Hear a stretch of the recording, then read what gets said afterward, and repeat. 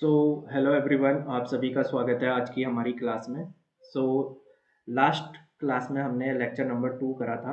ठीक है, lecture number 2 में हमने देखा था कि एम्बिडेंट न्यूक्लियोफाइल क्या होता है। ठीक है, उसके बाद हमने इलेक्ट्रोफाइल क्या होते हैं इसको समझा था। फिर हमने कुछ केस देखे थे। ठीक है, आज हम शुरुआत करने वाले हैं लेक्चर नंबर 3 की। Lecture number 3। ठीक है, लेक्चर नंबर 3 में हम देखेंगे कि एम्बिडेंट इलेक्ट्रोफाइल किसे कहते हैं। एम्बिडेंट न्यूक्लियोफाइल की बात हमने पहले कर ली थी। ठीक है, एम्बिडेंट न्यूक्लियोफाइल में क्या था, ऐसी स्पीसीज जिसमें एक से ज़्यादा क्या होते हैं, डोनर एटम होते हैं। ठीक है, और अगर हम बात करते हैं एम्बिडेंट इलेक्ट्रोफाइल की, तो हम क्या कह सकते हैं, ऐसी स्पीसीज जिसमें दो से ज़्यादा इलेक्ट्रॉन एक्सेप्टर सेंटर होते हैं। ठीक है, तो मैं यहाँ पे लिख भी देता हूँ।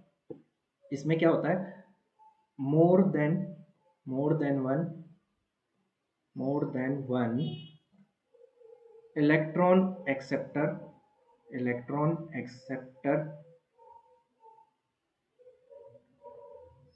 Acceptor centre. ठीक है, तो इसमें क्या होता है, more than one electron acceptor centre. इसमें ऐसी स्पीसीज जिसमें एक से ज़्यादा क्या होते हैं, इलेक्ट्रॉन एक्सेप्टर सेंटर होते हैं, उसको हम क्या बोलते हैं, एम्बिडेंट इलेक्ट्रोफाइल कहते हैं। ठीक है, अब सबसे पहले मैं आपको एक एग्जांपल देता हूँ। हम एक कीटोन ग्रुप ले लेते हैं। ठीक है, सी एस थ्री और यहाँ पे डबल बॉन्ड ओ, ये हमने कीटोन ग्रुप ले रखा है। अगर आप यहाँ पे देखोगे, यहाँ पे ऑक्सीजन है और यहाँ पे क्या है, कार्बन है। अगर मैं पूछूंगा आपसे कि इलेक्ट्रोनेगेटिविटी किसकी ज़्यादा होती है, कार्बन की कि ऑक्सीजन की, तो आपका आंसर होगा कि ऑक्सीजन की इलेक्ट्रोनेगेटिविटी क्या होती है, ज़्यादा होती है। तो अगर ऑक्सीजन की इलेक्ट्रोनेगेटिविटी ज़्यादा है तो ये क्या करेगा, इलेक्ट्रॉन को अपनी तरफ खींचेगा। तो ये जो पाई बॉन्ड के इलेक्ट्रॉन है, ये ऑक्सीजन पे शिफ्ट हो जाते हैं। ठीक है, पाई बॉन्ड के इलेक्ट्रॉन ऑक्सीजन पे शिफ्ट हो जाते हैं। तो अब देखो जो स्ट्रक्चर है उसमें क्या चेंज आया है। ठीक है, यहाँ पे ऑक्सीजन है। ठीक है, ये सिंगल बॉन्ड है और पाई बॉन्ड कहाँ पे चले गया है, ऑक्सीजन पे चले गया है। तो इस पे क्या आ जाएगा, ऑक्सीजन पे नेगेटिव चार्ज आ जाएगा और बाकी स्ट्रक्चर हमारा क्या रहेगा, सेम रहेगा। और यहाँ पे कार्बन पे देखो, कार्बन की वैलेंसी कंप्लीट नहीं है, तो इस पे क्या आ जाएगा, प्लस चार्ज आ जाएगा। अब हम बात करते हैं कि न्यूक्लियोफाइल कहाँ पर अटैक करेगा। तो न्यूक्लियोफाइल कहाँ पर अटैक करेगा, इलेक्ट्रोफाइल पर। और इलेक्ट्रोफाइल हमें साफ साफ दिख रहा है कि ये हमारा क्या है, इलेक्ट्रोफाइल है। ठीक है, तो न्यूक्लियोफाइल हमारा कार्बन पे अटैक करेगा। क्यों, क्योंकि कार्बन हमारा क्या है, इलेक्ट्रोफाइल है। ठीक है, चलो एक और एग्जांपल लेते हैं, मेथेन का, CH4 का हम एग्जांपल लेते हैं। ठीक है, सबसे पहले मैं मेथेन का स्ट्रक्चर बना लेता हूँ। तो यहाँ पे कार्बन है, यहाँ पे इसके साथ मैं 4 हाइड्रोजन जोड़ देता हूँ। ठीक है, अब देखो हमने क्या करा है, हमने यहाँ से एक हाइड्राइड को निकाल दिया है। हाइड्राइड मतलब H नेगेटिव। यहाँ से जो ये वाला हाइड्रोजन है, ये इलेक्ट्रॉन को अपने पास लेकर यहाँ से निकल गया है। ठीक है, तो यहाँ से एक हाइड्राइड रिमूव हो चुका है। तो अब क्या बचा, अब कार्बन के पास 3 हाइड्रोजन बचे। ठीक है, अब कार्बन के पास क्या बचे, 3 हाइड्रोजन बचे। तो कार्बन पे क्या आ जाएगा, पॉजिटिव चार्ज, क्योंकि कार्बन की वैलेंसी कंप्लीट नहीं है। ठीक है, अब जो न्यूक्लियोफाइल है वो अगर आएगा तो वो कहाँ पर अटैक करेगा, न्यूक्लियोफाइल को इलेक्ट्रोफाइल दिख रहा है तो वो यहाँ इलेक्ट्रोफाइल पे क्या करेगा, अटैक करेगा। ठीक है, तो इस पहले वाले एग्जाम्पल में और दूसरे वाले एग्जाम्पल में अगर मैं आपसे पूछता हूँ कि इलेक्ट्रोफिलिक सेंटर कितने हैं, ठीक है, यहाँ पे इलेक्ट्रॉन एक्सेप्टर सेंटर, तो इस वाले में और इस वाले में इलेक्ट्रॉन एक्सेप्टर सेंटर कितने हैं, तो यहाँ पर एक इलेक्ट्रॉन एक्सेप्टर सेंटर है और यहाँ पर भी एक इलेक्ट्रॉन एक्सेप्टर सेंटर है। ठीक है, लेकिन हम क्या पढ़ने वाले हैं, एम्बिडेंट इलेक्ट्रोफाइल।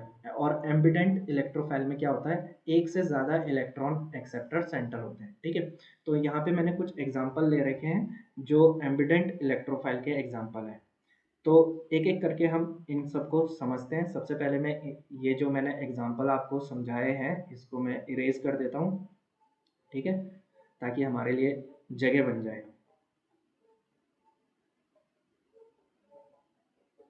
अगर आपको कोई भी डाउट होता है तो आप स्लाइड नंबर लिख सकते हो, नीचे आपको स्लाइड नंबर दिख रहा होगा और अपना क्वेश्चन उसके बाद हमसे पूछ सकते हो, ठीक है। तो हमें ये पता चल जाएगा कि आप किस स्लाइड से क्वेश्चन पूछ रहे हो। अब यहाँ पे देखो, यहाँ पे आपको कीटोन दिख रहा होगा, कार्बोनाइल ग्रुप, ठीक है। ये ऑक्सीजन की इलेक्ट्रोनेगेटिविटी ज़्यादा है, कार्बन की कम है, तो ये ऑक्सीजन क्या करेगा, ये जो पाई बॉन्ड के इलेक्ट्रॉन है ये अपनी तरफ शिफ्ट कर लेगा, ठीक है। तो अब देखो स्ट्रक्चर में क्या चेंज आएगा, यहाँ पे आएगा CH2, यहाँ पे CH सिंगल बॉन्ड कार्बन, यहाँ पे CH3 और यहाँ पे ऑक्सीजन।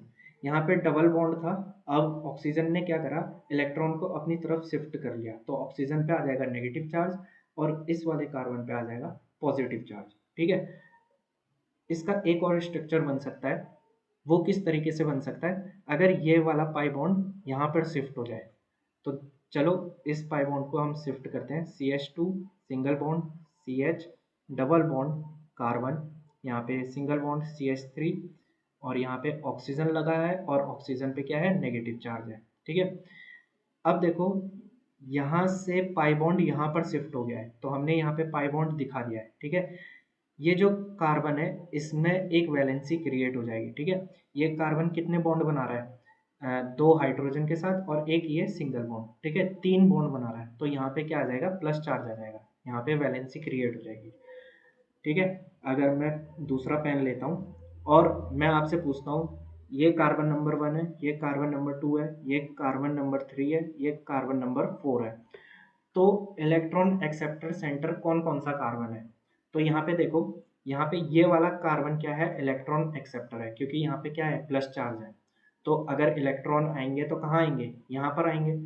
कार्बन नंबर 2 हमारा क्या है, इलेक्ट्रॉन एक्सेप्टर सेंटर है। इसी तरीके से यहाँ पे देखो, इस वाले कार्बन पे भी क्या आ सकते हैं, इलेक्ट्रॉन आ सकते हैं, तो कार्बन नंबर 4 ये भी हमारा क्या है, इलेक्ट्रॉन एक्सेप्टर सेंटर है।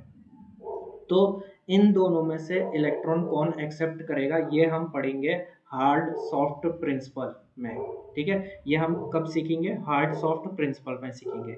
अभी सिर्फ इतना जानो कि जो कार्बन नंबर 2 है और जो कार्बन नंबर 4 है ये दोनों हमारे क्या है, इलेक्ट्रोफिलिक सेंटर है, ठीक है। ये दोनों क्या करेंगे, इलेक्ट्रॉन पेयर को एक्सेप्ट करेंगे, ठीक है।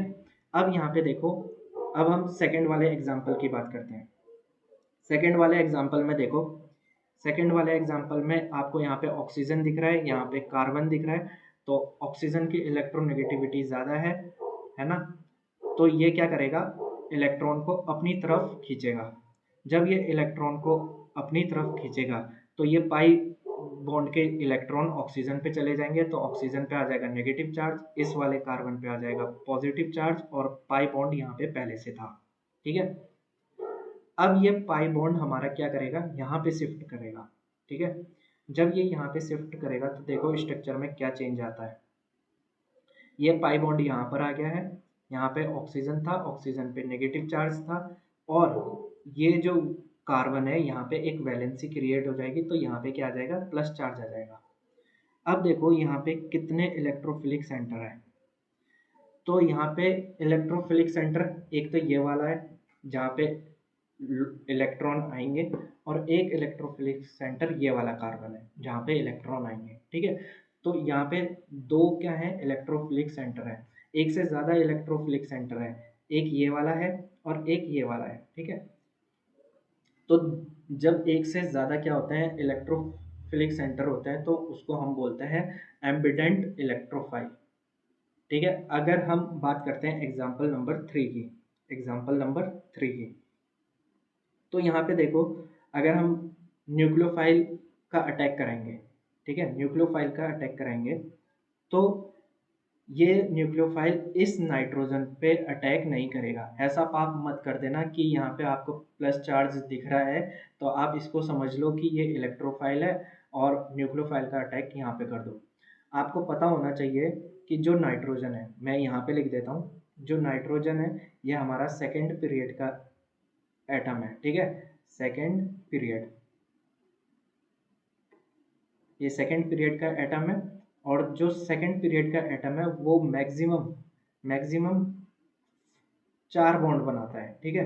मैक्सिमम कितने बॉन्ड बनाता है? 4 बॉन्ड बनाता है। अगर यहाँ पे न्यूक्लियोफाइल ऐड हो जाता तो नाइट्रोजन के 5 बॉन्ड हो जाते। एक तो ये वाला बॉन्ड जो कि न्यूक्लियोफाइल से बनाता है एक, दूसरा ये 2, तीसरा ये वाला, और चौथा ये, और पांचवा ये, ठीक है। तो 5 बॉन्ड नहीं बना सकता है, मैक्सिमम 4 बॉन्ड बनाते हैं सेकेंड पीरियड के एलिमेंट, है ना। अब देखो इसमें क्या हो सकता है, ये जो पाई बॉन्ड के इलेक्ट्रॉन है ये नाइट्रोजन पे शिफ्ट हो सकते हैं। तो जब ये नाइट्रोजन पे शिफ्ट होंगे तो देखो स्ट्रक्चर में क्या चेंज आता है। यहाँ पे नाइट्रोजन से हमारा CH3 ग्रुप लगा हुआ है, और यहाँ पे ये जो पाई इलेक्ट्रॉन है ये नाइट्रोजन पे शिफ्ट हो गया है, तो नाइट्रोजन पे क्या आ जाते हैं, हमारे लोन पेयर आ जाते हैं। नाइट्रोजन अब देखो 3 बॉन्ड बना रहा है, ठीक है। यहाँ पे पाई बॉन्ड पहले से है, यहाँ पे भी पाई बॉन्ड पहले से है। यहाँ का पाई बॉन्ड नाइट्रोजन पे चले गया है, यहाँ का पाई बॉन्ड क्या हुआ है, नाइट्रोजन पे चले गया है। तो ये जो कार्बन है इसमें क्या हुआ है, वैलेंसी क्रिएट हो गया है, तो यहाँ पे क्या आ जाएगा, यहाँ पे प्लस चार्ज आ जाएगा, ठीक है। अब क्या करते हैं, ये जो पाई बॉन्ड के इलेक्ट्रॉन है ये यहाँ पे शिफ्ट हो जाते हैं। इसका एक और स्ट्रक्चर हमें देखने को मिलेगा, तो देखते हैं अब किस तरीके का स्ट्रक्चर हमें देखने को मिलता है। नाइट्रोजन पे हम लगा देंगे CH3, यहाँ पे लोन पेयर, यहाँ पे पहले से बॉन्ड था, ये वाला बॉन्ड पहले से था, ये वाला बॉन्ड यहाँ पर शिफ्ट हो गया है, तो हम यहाँ पे एक बॉन्ड बना देंगे, ठीक है। यहाँ पे एक बॉन्ड बना देंगे। अब इस वाले कार्बन पे वैलेंसी क्रिएट हो जाएगी, तो यहाँ पे क्या आ जाएगा, प्लस चार्ज आ जाएगा, ठीक है। अब ये वाला बॉन्ड भी यहाँ पे शिफ्ट हो सकता है, ठीक है। तो इसको भी हम शिफ्ट कर लेते हैं, इसको भी हम क्या कर लेते हैं, शिफ्ट कर लेते हैं। तो अब देखो स्ट्रक्चर में क्या चेंज होता है। यहाँ पे पाई बॉन्ड पहले से है, ये वाला बॉन्ड यहाँ पर शिफ्ट हो गया है, तो यहाँ पे हम दिखा देते हैं, और इस वाले कार्बन पे वैलेंसी क्रिएट हो जाएगी, ठीक है। तो यहाँ पे क्या आ जाएगा, प्लस चार्ज आ जाएगा, और नाइट्रोजन पे क्या है, लोन पेयर है, ठीक है। अगर ये लोन पेयर यहाँ पर शिफ्ट होते हैं तो यहाँ पे तो क्या आ जाएगा, डबल बॉन्ड आ जाएगा, और नाइट्रोजन के 4 बॉन्ड हो जाएंगे, नाइट्रोजन पे आ जाएगा प्लस चार्ज, और नाइट्रोजन पे जब प्लस चार्ज आ जाएगा तो ये इसके बाद जो स्ट्रक्चर बनेगा वो बिल्कुल सेम इस तरीके का बनेगा, ठीक है। और यहाँ पे एक और चीज़ देखो, ये जो ये वाला स्ट्रक्चर है और ये वाला स्ट्रक्चर है ये दोनों सेम है। यहाँ पे नाइट्रोजन के बगल वाले कार्बन पे क्या है, प्लस चार्ज है, और यहाँ पे भी नाइट्रोजन के बगल वाले कार्बन पे प्लस चार्ज है, ठीक है। दोनों एक ही मॉलिक्यूल है, ठीक है। तो यहाँ पे देखो अगर हम बात करते हैं इलेक्ट्रोफिलिक सेंटर की, तो एक इलेक्ट्रोफिलिक सेंटर हमें ये देखने को मिल रहा है, एक इलेक्ट्रोफिलिक सेंटर ये देखने को मिल रहा है, एक इलेक्ट्रोफिलिक सेंटर ये देखने को मिल रहा है। तो यहाँ पे एक से ज़्यादा इलेक्ट्रोफिलिक सेंटर है, तो इसको हम क्या बोलेंगे, इसको हम बोलेंगे एम्बिडेंट इलेक्ट्रोफाइल। तो मेरे ख्याल से आपको स्लाइड नंबर 17 समझ में आ गया होगा, और कोई भी डाउट होगा तो आप हमें कमेंट में पूछ सकते हो, ठीक है। अब हम चलते हैं नेक्स्ट स्लाइड पे, और नेक्स्ट स्लाइड पे हम देखने वाले हैं न्यूक्लियोफिलिसिटी, ठीक है। न्यूक्लियोफिलिसिटी, तो हमने अभी तक क्या बात कर लिया है, हमने अभी तक न्यूक्लियोफाइल की बात कर लिया है और इलेक्ट्रोफाइल की बात कर ली है। अब हम बात करेंगे न्यूक्लियोफिलिसिटी। न्यूक्लियोफिलिसिटी और न्यूक्लियोफाइल अलग अलग चीज़ होती है। तो अगर मैं बात करता हूँ न्यूक्लियोफाइल, ठीक है, ये हमारा कोई न्यूक्लियोफाइल है। तो न्यूक्लियोफाइल क्या होता है, जो इलेक्ट्रॉन को क्या करता है, डोनेट करता है, इलेक्ट्रॉन को क्या करता है, डोनेट करता है। और न्यूक्लियोफिलिसिटी क्या होती है, ये होता है हमारा tendency to donate a pair of electron. Electron को डोनेट करने की, इलेक्ट्रॉन पेयर को डोनेट करने की टेंडेंसी को हम क्या बोलते हैं, न्यूक्लियोफाइल कहते हैं। तो जिसके समझ में नहीं आया है कोई बात नहीं, मैं आपको इजी तरीके से समझा देता हूँ। मान लो आपके पास 2 न्यूक्लियोफाइल है, ए और बी, ठीक है। ये भी न्यूक्लियोफाइल है, ये भी न्यूक्लियोफाइल है, इसके पास भी इलेक्ट्रॉन है, इसके पास भी इलेक्ट्रॉन है। ये भी अपने इलेक्ट्रॉन को क्या कर सकता है, डोनेट कर सकता है, ये भी इलेक्ट्रॉन को डोनेट कर सकता है। तो ये तो किसकी बात होगी, ये बात होगी न्यूक्लियोफाइल की, जो मैंने आपको बोला ना न्यूक्लियोफाइल। तो ये दोनों क्या है, न्यूक्लियोफाइल है। अब मान लो हमारे पास कोई इलेक्ट्रोफाइल है, इसको इलेक्ट्रॉन चाहिए, इसको क्या चाहिए, इलेक्ट्रॉन चाहिए, और ये दोनों से इलेक्ट्रॉन मांग रहा है, ठीक है, दोनों से इलेक्ट्रॉन मांग रहा है। तो इन दोनों में से कोई एक ऐसा होगा जो जल्दी से इसको इलेक्ट्रॉन दे देगा। इसने मांगा और इसने बिना सोचे इसको इलेक्ट्रॉन दे दिया, ठीक है। या फिर ये मांग रहा है और दूसरा क्या कर रहा है, थोड़ा सोच रहा है कि दूं या ना दूं, ठीक है।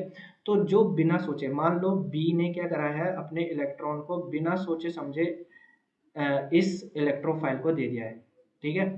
तो जो बी है वो हमारा क्या है, वो हमारा उसकी न्यूक्लियोफिलिसिटी क्या है, अच्छी है, ठीक है, उसकी न्यूक्लियोफिलिसिटी क्या है, अच्छी है। और जो ए है ये भी न्यूक्लियोफाइल है, इसकी भी कुछ न्यूक्लियोफिलिसिटी है, लेकिन बी इससे जल्दी इलेक्ट्रॉन दे रहा है, ठीक है। जो जल्दी डोनेट कर लेगा, जो जल्दी से जल्दी क्या करेगा, इलेक्ट्रॉन को डोनेट करेगा, वो अच्छा क्या होगा, न्यूक्लियो उसकी न्यूक्लियोफिलिसिटी क्या होगी, अच्छी होगी, ठीक है। तो न्यूक्लियोफिलिसिटी यहाँ पे देखो हाई हो सकती है या फिर लो हो सकती है। तो जैसे कि मैंने आपको यहाँ पे बताया कि ये जो बी एटम है, इसने अपना इलेक्ट्रॉन एकदम जल्दी से इलेक्ट्रोफाइल को दे दिया, ठीक है। तो ये बी हमारा क्या हो जाएगा, हाई न्यूक्लियोफाइल, इसकी हाई न्यूक्लियोफिलिसिटी हो जाएगी, ठीक है, इसकी हाई न्यूक्लियोफिलिसिटी हो जाएगी।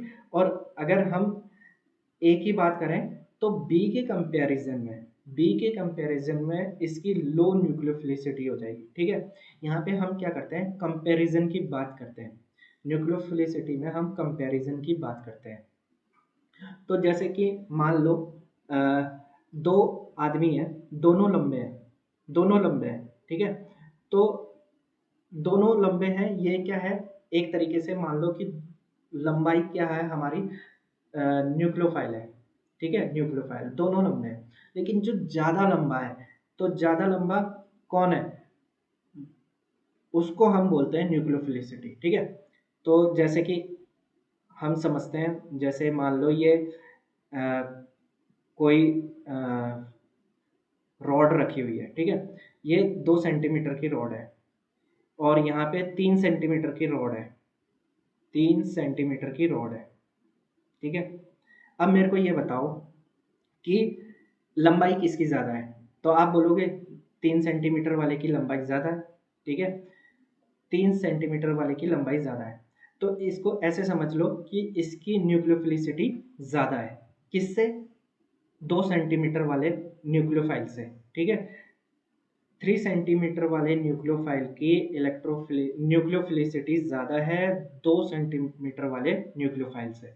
अगर मैं यहाँ पे एक और रॉड ले आता हूँ जो कि 4 सेंटीमीटर का है, 4 सेंटीमीटर का है, अभी तक जो बात हो रही थी वो हो रही थी कि 3 वाले की न्यूक्लियोफिलिसिटी क्या है, ज़्यादा है, लेकिन 4 सेंटीमीटर वाला तो उससे भी ज़्यादा लंबा है, तो 4 वाले की न्यूक्लियोफिलिसिटी क्या हो जाएगी, और भी ज़्यादा हो जाएगी। ये मैं आपको हाइट के कंपैरिजन में सिखा रहा हूँ, ठीक है।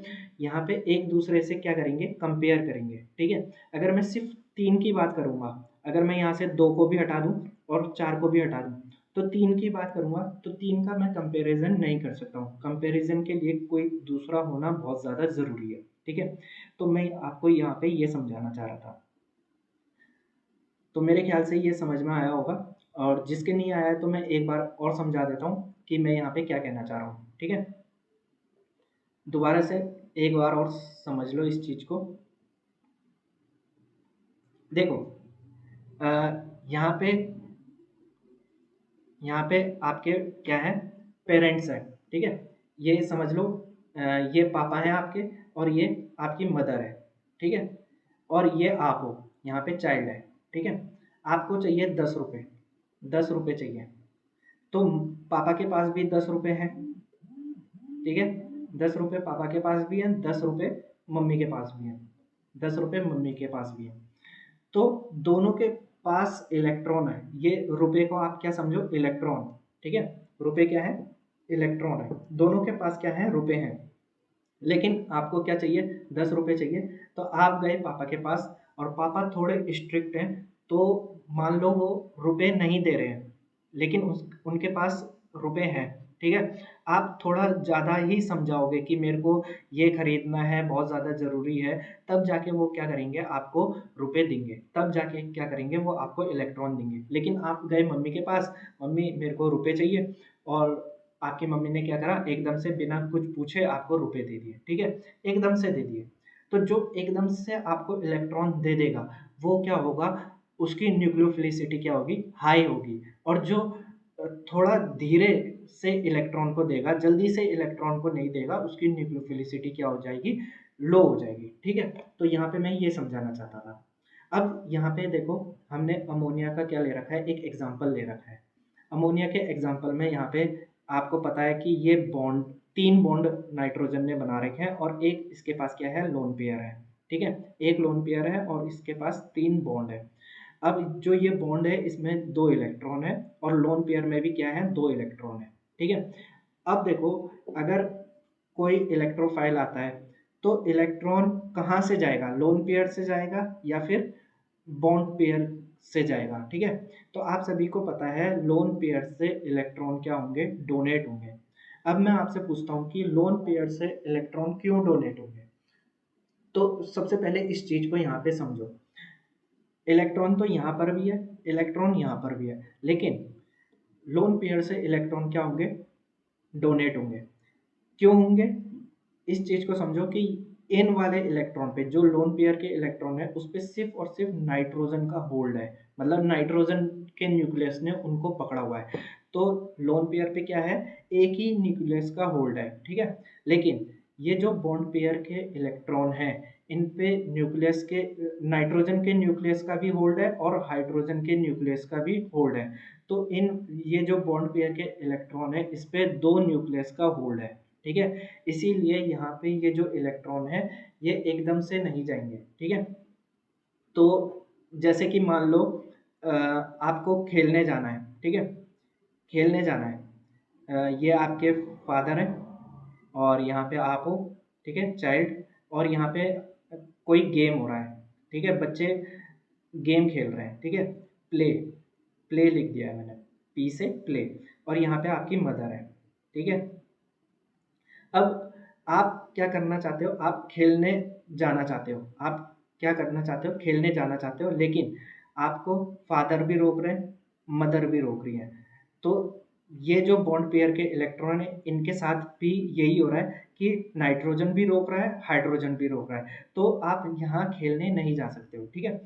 अगर मदर नहीं होती, सिर्फ और सिर्फ फादर है, तो उतना आपको नहीं खींच सकते थे, आप जिद करके खेलने चले जाते, ठीक है? जिद करके क्या करते, आप खेलने चले जाते। तो यहाँ पे सिर्फ और सिर्फ फादर का ही होल्ड है, तो आप क्या कर रहे हो, जिद करके एकदम से चले जा रहे हो। यहाँ पे आपको रोकने वाले कौन है, सिर्फ रोकने वाले सिर्फ एक ही है, वो है आपके फादर। और पहले वाली कंडीशन में फादर भी थे और मदर भी थे, दोनों रोक रहे थे। अब आपको सिर्फ और सिर्फ फादर रोक रहे हैं, तो आपके ज़्यादा चांस है कि आप खेलने भाग जाओगे, ठीक है?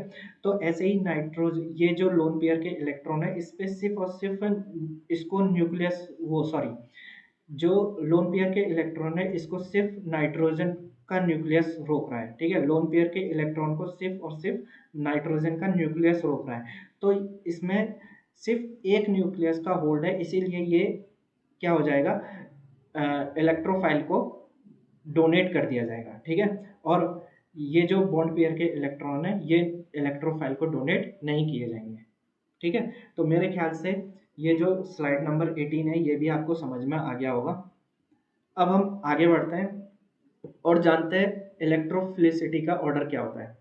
तो मैंने आपको न्यूक्लियोफाइल में बताया था, ठीक है? जैसे कि हमने एक एग्जांपल लिया था एल्डिहाइड का, ठीक है? एल्डिहाइड का हमने एग्जांपल लिया था। तो एल्डिहाइड में क्या था, आपके नॉन बॉन्डिंग इलेक्ट्रॉन भी थे, पाई बॉन्डिंग इलेक्ट्रॉन भी थे, और सिग्मा बॉन्डिंग इलेक्ट्रॉन भी थे। ये आपकी क्या है, नॉन बॉन्डिंग इलेक्ट्रॉन, ठीक है? नॉन बॉन्डिंग इलेक्ट्रॉन भी है, पाई बॉन्डिंग इलेक्ट्रॉन भी है, सिग्मा बॉन्डिंग इलेक्ट्रॉन भी है। तो मैंने आपको बताया था कि नॉन बॉन्डिंग इलेक्ट्रॉन क्या हो जाएंगे, इजीली डोनेट हो जाएंगे, ठीक है? और इजीली क्यों डोनेट होंगे, ये भी मैंने आपको बताया था, क्योंकि नॉन बॉन्डिंग जो इलेक्ट्रॉन होते हैं, उनकी एनर्जी क्या होती है, हाई होती है, ठीक है? तो इजीली कौन डोनेट हो जाएगा, नॉन बॉन्डिंग के इलेक्ट्रॉन इजीली डोनेट हो जाएंगे। तो ये अपने इलेक्ट्रॉन को इजीली दे रहा है, तो जो इजीली देगा उसकी न्यूक्लियोफिलिसिटी क्या हो जाएगी, ज़्यादा हो जाएगी। तो नॉन बॉन्डिंग के इलेक्ट्रो वो न्यूक्लियोफिलिसिटी क्या हो जाती है, सबसे ज़्यादा होती है। उसके बाद पाई बॉन्ड की न्यूक्लियोफिलिसिटी होती है और उसके बाद सिग्मा बॉन्ड की न्यूक्लियोफिलिसिटी होती है। अब हम देखने वाले हैं कि कौन कौन से फैक्टर हैं जो न्यूक्लियोफिलिसिटी को अफेक्ट करते हैं, ठीक है। तो फैक्टर अफेक्टिंग न्यूक्लियोफिलिसिटी, तो सबसे पहले हम पढ़ेंगे पोलराइजेशन के बारे में। पोलराइजेशन, तो सबसे पहले मैं आपको समझाना चाहूँगा कि पोलराइजेशन क्या होता है, ठीक है। एक तरीके से पोलराइजेशन को आप क्या समझ सकते हो, ओवरलैपिंग समझ सकते हो, ठीक है। पोलराइजेशन का मतलब आप ये समझ लो, इसका मतलब है गुड ओवरलैपिंग, ठीक है, गुड ओवरलैपिंग,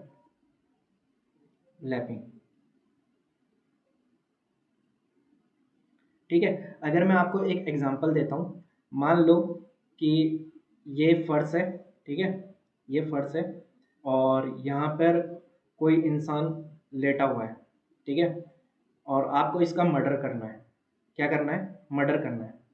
तो अगर आप इसके ऊपर कोई गोल चीज फेंकोगे, ठीक है, तो वो गोल चीज, मान लो फुटबॉल आपने फेंकी है, ठीक है, मर्डर मतलब जान से नहीं मारना है, इसको चोट पहुंचानी है आपको, ठीक है।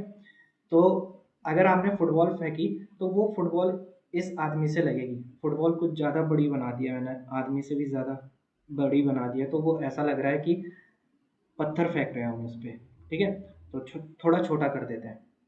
तो ये हमारी फुटबॉल है और इसको हमने फेंका, तो ये आदमी पे लगकर क्या हो जाएगी, वापस रिटर्न हो जाएगी, मतलब कि ये एक तरीके से टच होगा, ठीक है। फुटबॉल क्या होगी, आदमी की बॉडी से टच होगी। लेकिन अगर आपने मान लो चाकू फेंक दिया, ऊपर से क्या फेंका है, चाकू फेंका है, ठीक है, और चाकू कैसा होता है, नुकीला होता है। अब आपने चाकू फेंका है तो ये जाएगा और इसकी स्किन में चुभ जाएगा, ठीक है। स्किन के, मान लो ये स्किन है, ठीक है, और आपने चाकू फेंका तो वो स्किन के अंदर चले गया, ठीक है, स्किन के अंदर चले गया। तो इसका मतलब क्या होता है, इसी का मतलब होता है ओवरलैपिंग, ठीक है, इसका मतलब क्या होता है, ओवरलैपिंग, ठीक है। तो जितनी ज़्यादा ओवरलैपिंग होगी, ठीक है, जितनी ज़्यादा क्या होगी, अच्छी ओवरलैपिंग होगी, उतने ही ये दोनों चीज़ें क्या आएंगी, पास आएंगी। तो यहाँ पे देखो ना, एक दूसरे के बिल्कुल एक दूसरे में समा गए हैं, तो एकदम पास आ गए हैं, ठीक है। और जितना ये पास आएंगे, ठीक है, अगर मैं केमिस्ट्री के बारे में बात करूँ, केमिस्ट्री के अकॉर्डिंग बात करूँ, तो जितना पास आएंगे उतनी अच्छी क्या हो जाएगी, बॉन्डिंग हो जाएगी, उतनी अच्छी क्या हो जाएगी, बॉन्डिंग हो जाएगी, ठीक है। तो पोलराइजेशन में आपको ये ध्यान रखना है कि एक तो गुड ओवरलैपिंग होनी चाहिए। अगर गुड ओवरलैपिंग होगी तो उतनी ही ज़्यादा क्या होगी, अच्छी बॉन्डिंग होगी, ठीक है। और गुड ओवरलैपिंग के लिए मैंने आपको जो एग्जांपल बताया है, एक तो यहाँ पे चाकू का एग्जांपल बताया है, ठीक है, ये हमारा चाकू है, और एक मैंने आपको बताया है फुटबॉल का एग्जांपल, ठीक है। तो ये जो फुटबॉल है ये स्फेरिकल है, ये गोल मटोल है, ठीक है, इसमें डायरेक्शन नहीं है, इसमें डायरेक्शन नहीं है। लेकिन ये चाकू नुकीला है और इसकी एक डायरेक्शन है, ठीक है, इसमें क्या है, डायरेक्शन है, ठीक है। तो क्या होता है कि ये जो, जिसमें डायरेक्शनल बिहेवियर ज़्यादा होता है, जिसमें डायरेक्शनल बिहेवियर ज़्यादा होता है, तो इसका मतलब उसमें ओवरलैपिंग भी ज़्यादा होगी, ठीक है, उसमें क्या होगा, ओवरलैपिंग भी ज़्यादा होगी, और ओवरलैपिंग ज़्यादा होगी तो उसमें बॉन्डिंग भी क्या हो जाएगी, हमारी अच्छी खासी हो जाएगी। तो चलो, अभी तक तो मैंने आपको एग्जाम्पल की हेल्प से समझाया है। अब हम केमिस्ट्री की लैंग्वेज में बात कर लेते हैं, ठीक है। तो मैं इसको इरेज कर लेता हूँ, इसको हम क्या कर लेते हैं, इरेज कर लेते हैं। ये जो एग्जाम्पल दिया है मैंने, ये आपको समझ में आ गया होगा। अब देखो, यहाँ पे हमारे पास क्या है, न्यूक्लियोफाइल है, ये हमारे पास क्या है, न्यूक्लियोफाइल है, ठीक है। और ये न्यूक्लियोफाइल के क्या है, इलेक्ट्रॉन है, ये न्यूक्लियोफाइल के इलेक्ट्रॉन है, यहाँ पे इलेक्ट्रॉन है। और एक और न्यूक्लियोफाइल है, यहाँ पे बना देता हूँ मैं, ठीक है, ये हमारा दूसरा न्यूक्लियोफाइल है, इसको हम चलो A कह देते हैं और इसको हम क्या कह देंगे B, ठीक है। यहाँ पे क्या है, यहाँ पे आपका इलेक्ट्रॉन है, ठीक है, ये हमारा B है। तो ये न्यूक्लियोफाइल A है, ये न्यूक्लियोफाइल B है। अब हमारे पास एक इलेक्ट्रोफाइल है जिसके पास क्या है, वेकेंट, क्या है, वेकेंट ऑर्बिटल है। अब इलेक्ट्रोफाइल को देखकर ये दोनों अपने इलेक्ट्रॉन को डोनेट करना चाहेंगे, ठीक है। मान लो ये अपने शेप में क्या करता है, थोड़ा सा चेंज कर देता है, ये अपने शेप को इस तरीके से चेंज कर देता है, ठीक है, ठीक है, ये अपने शेप को क्या कर देता है, थोड़ा सा चेंज कर देता है। लेकिन ये जो बी वाला न्यूक्लियोफाइल है ये अपने शेप को ज़्यादा चेंज कर देता है, ठीक है, ये अपने शेप को ज़्यादा चेंज कर देता है। तो ये जो शेप का मतलब है कि ये इलेक्ट्रॉन यहाँ पे आ गए हैं, अब ये इलेक्ट्रॉन यहाँ पर आ चुके हैं, ठीक है। ये जो अगर हम इसको न्यूक्लियस मान लेते हैं तो न्यूक्लियस से दूर आ चुके हैं। तो जब यहाँ पे इलेक्ट्रॉन आ जाएंगे तो आप यहाँ पे देखो, इस वाले पॉइंट को देखो, ये न्यूक्लिया नज़र आ रहा है आपको, ठीक है, और ये गोल मटोल सा नज़र आ रहा है। तो ये फुटबॉल समझो आप इसको, और ये आपका क्या है, चाकू है। तो जो इलेक्ट्रोफाइल है, जो आपका इलेक्ट्रोफाइल है जिसमें वेकेंट ऑर्बिटल है, तो वेकेंट ऑर्बिटल के अंदर कौन जाएगा, जिसका फुटबॉल जैसा गोल मोटोल स्ट्रक्चर है या जिसका नुकीला स्ट्रक्चर है। तो अभी मैंने आपको एग्जांपल समझाया था चाकू वाला, तो जिसका न्यूक्लियर स्ट्रक्चर होता है वो क्या करेगा, इसमें इसके अंदर चले जाएगा और उसमें क्या हो जाएगी, अच्छी ओवरलैपिंग हो जाएगी, ठीक है, अच्छी ओवरलैपिंग हो जाएगी। तो ये अपने इलेक्ट्रॉन को यहाँ पे डोनेट कर देगा, क्योंकि यहाँ पे क्या होने वाली है, अच्छी ओवरलैपिंग होने वाली है, ठीक है। इलेक्ट्रॉन यहाँ पे चले जाएंगे, क्यों, क्योंकि क्या हो जाएगी, गुड ओवरलैपिंग, ठीक है, अच्छी क्या हो जाएगी, ओवरलैपिंग हो जाएगी। यहाँ पे उतनी अच्छी ओवरलैपिंग नहीं है, यहाँ पे उतनी अच्छी ओवरलैपिंग नहीं है, तो ये यहाँ पे पुअर ओवरलैपिंग हम लिख देते हैं, ठीक है, यहाँ पे हम लिख देंगे पुअर ओवरलैपिंग, ठीक है। अब देखो न्यूक्लियोफिलिसिटी क्या होता है, न्यूक्लियोफिलिसिटी होता है कि इलेक्ट्रॉन देने की टेंडेंसी। तो इलेक्ट्रॉन कौन दे रहा है, जिसकी ओवरलैपिंग अच्छी है, ठीक है, जिसकी ओवरलैपिंग अच्छी है वही तो इलेक्ट्रॉन यहाँ पे दे रहा है। जो न्यूक्लियोफाइल बी है ना, जो बी न्यूक्लियोफाइल है उस वो अपने इलेक्ट्रॉन को डोनेट कर रहा है। क्यों कर रहा है, क्योंकि यहाँ पे पोलराइजेशन इसका क्या हो गया है, पोलराइजेशन हो गया है, ठीक है।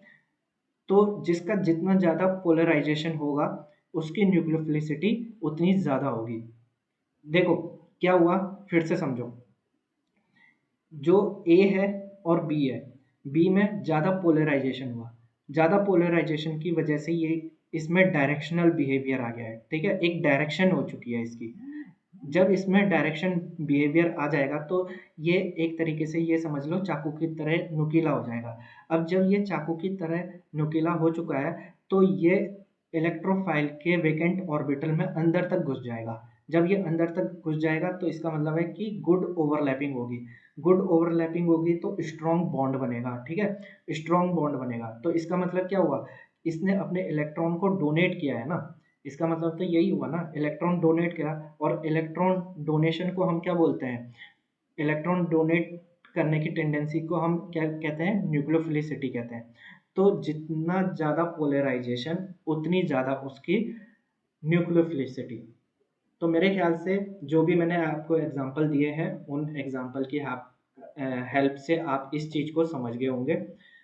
और कोई भी डाउट होगा तो आप पूछ सकते हो हमसे कमेंट बॉक्स में अपना क्वेश्चन पूछ के, ठीक है।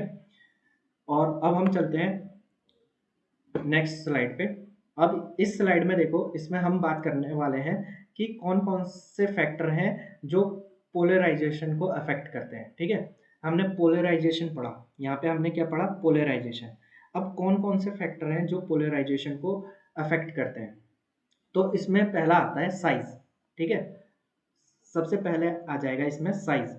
अब देखो साइज जितना बड़ा होगा पोलराइजेशन उतना ज़्यादा होगा, ठीक है।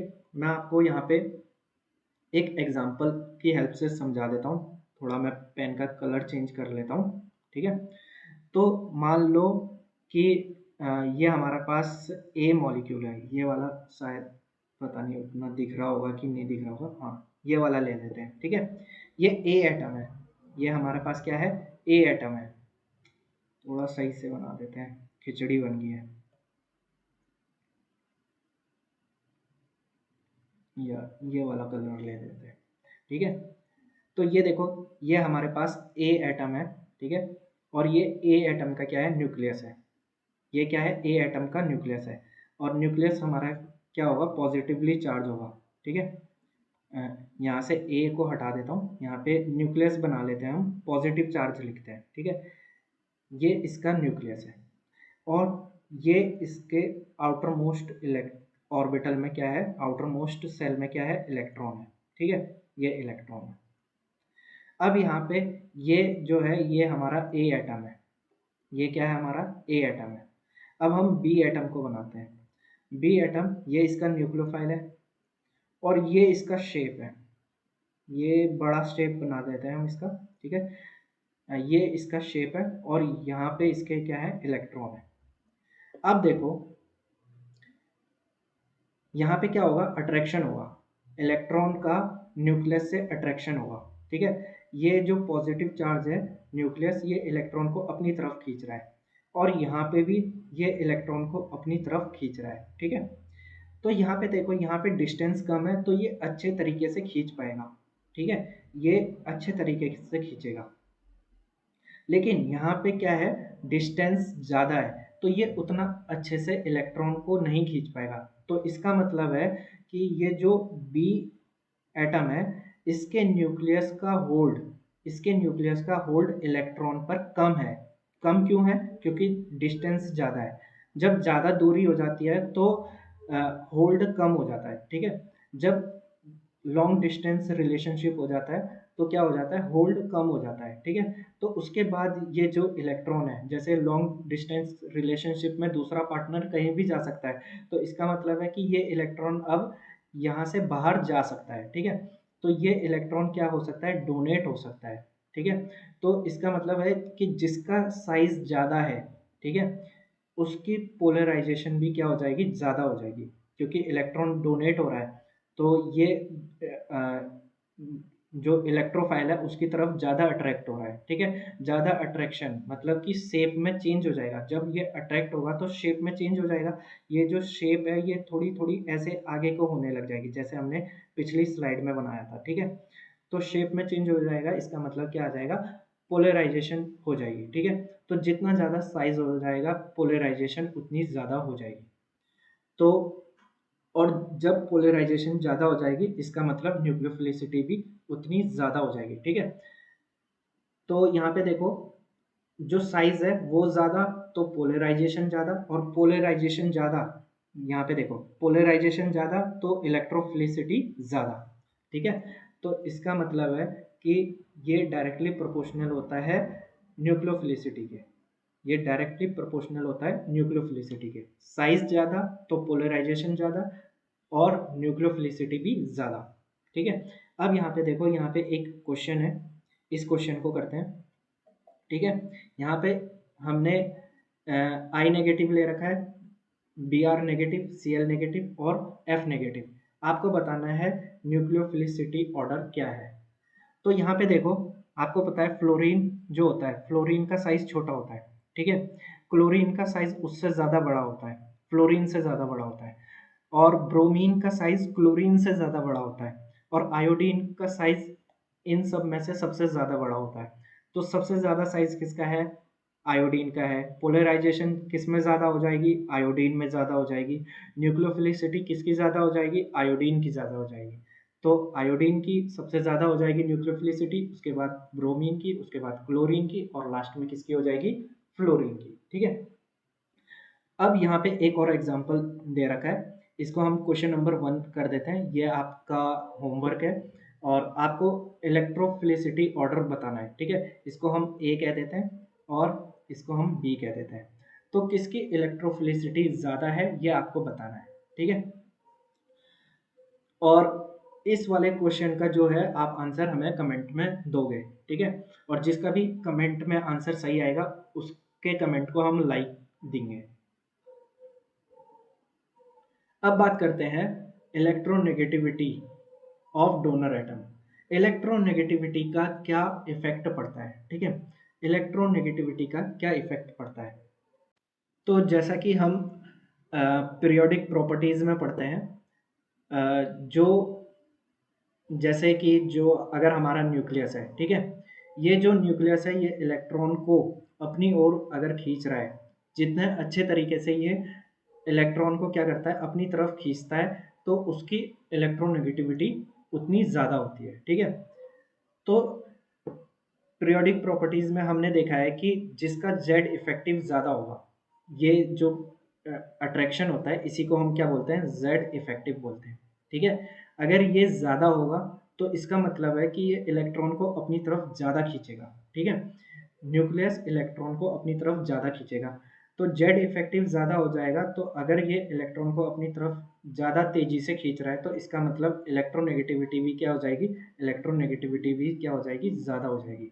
तो यहाँ पे लिखा हुआ है electronegativity directly proportional to Z effective.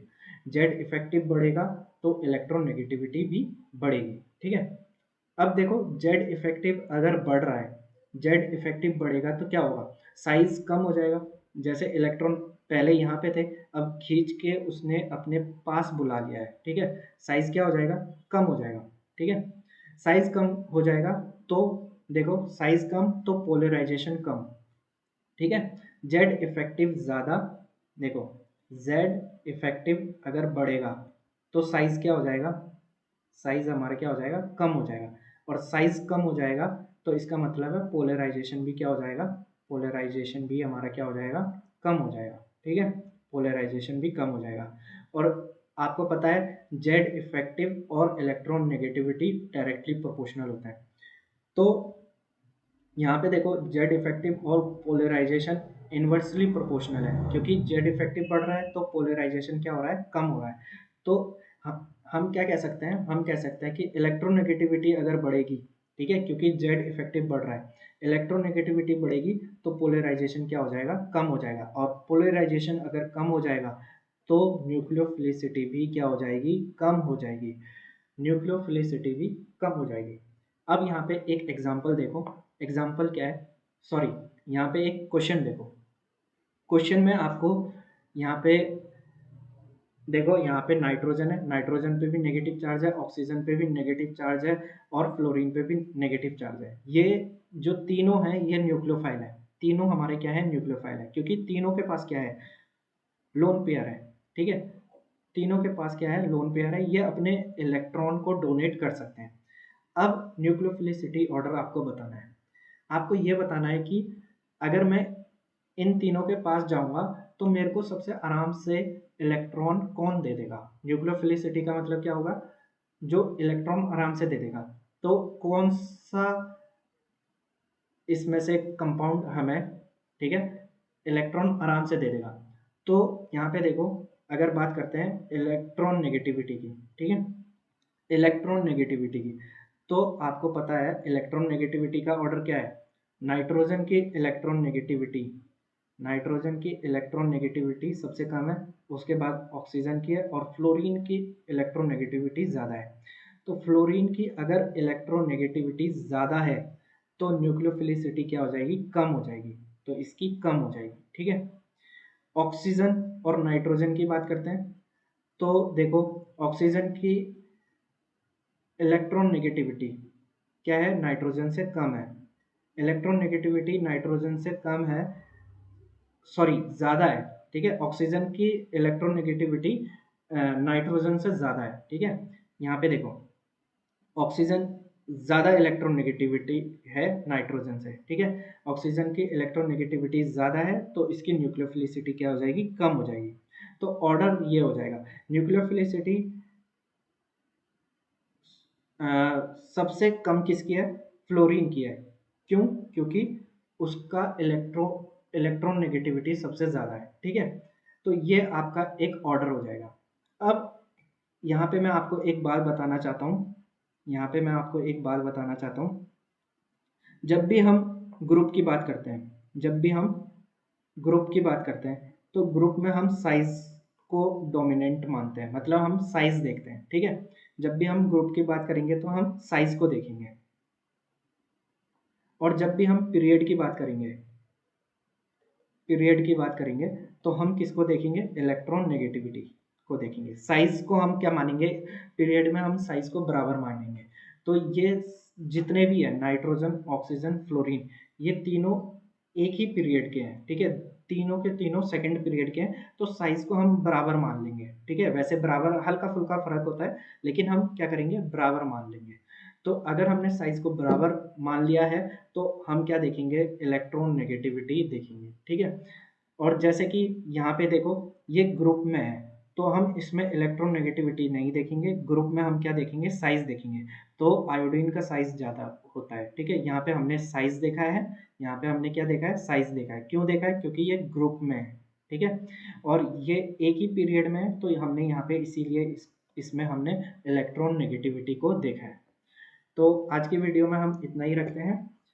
तो आई होप आपको लेक्चर समझ में आया होगा। So thank you.